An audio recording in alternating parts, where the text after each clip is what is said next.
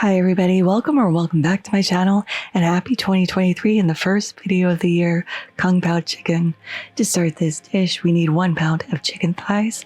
I like using chicken thighs because they're very hard to overcook. We're just going to slice these in 1/2-inch pieces and then pop them into a bowl. Then we're going to season with 1/2 teaspoon of kosher salt and 1/2 teaspoon of freshly ground white pepper.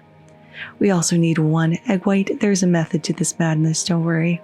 So add that in and save the yolk for another application. Then we need to add in 2 tablespoons of cornstarch, and we're going to do a process called velveting. When you get takeaway from a Chinese food place, the protein is always super tender, and this is the reason why. So you want to take your time with this and really massage this through for about 2 minutes. And it's going to get a little clumpy and pasty. It should look like this. So we're going to set that aside while we chop up the whites of 6 scallions into 1-inch pieces. We'll chop up the greens for garnish. We're going to add that to a bowl with 8 dried chilies. I have bird eye here, but use whatever dried chilies you have. Next, we need to crush up a teaspoon of szechuan peppercorns. This is optional, but I like my Kung Pao chicken super spicy, so that's why I'm adding this. Now we need to slice up 8 cloves of garlic into thin slices. We're going to add that to a bowl with 3/4 cup of peanuts because this is going to go in the pot at the same time.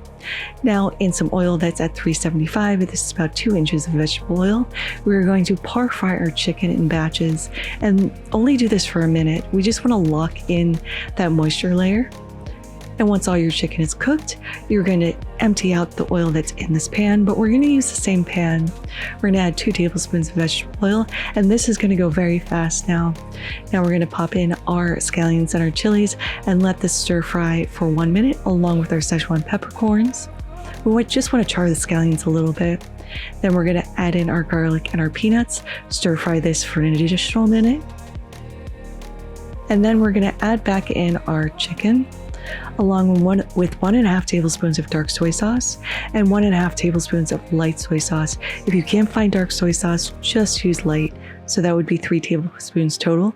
And we're stir fry this for 2 minutes until the chicken starts to darken and absorb and the color changes. Then we're going to add in 2 tablespoons of Shaoxing wine.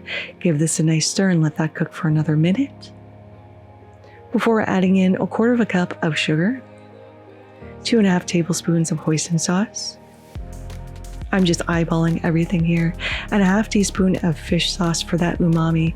Now you can also use MSG. I just didn't have any in my kitchen.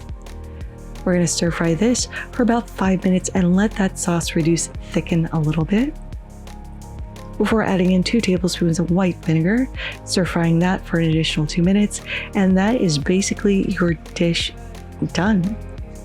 Now to plate, I'm going to load this into my favorite bowl. Garnish with the scallion greens. And this is looking amazing. Of course, to serve, we need a little nicely cooked rice. Now let's go ahead and give this a taste. My go-to dish when I order takeaway is Kung Pao chicken, but there's always a ton of vegetables in it, which is perfectly fine. But this, you get that flavor of the chicken. It's spicy. There's a sourness to it because of that vinegar. There's heat. There's so much flavor because of the soy sauce, fish sauce, and hoisin. And this is exactly what Kung Pao chicken should be. And it's super fast and easy to make. And it is absolutely delicious. But there it is, Kung Pao chicken. I really do hope you all try to make this at home.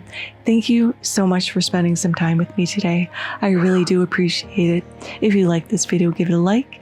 If you loved it, please consider subscribing and hitting that notification bell because I put out new videos every Thursday. Thank you again. Happy New Year. And until next time, happy cooking.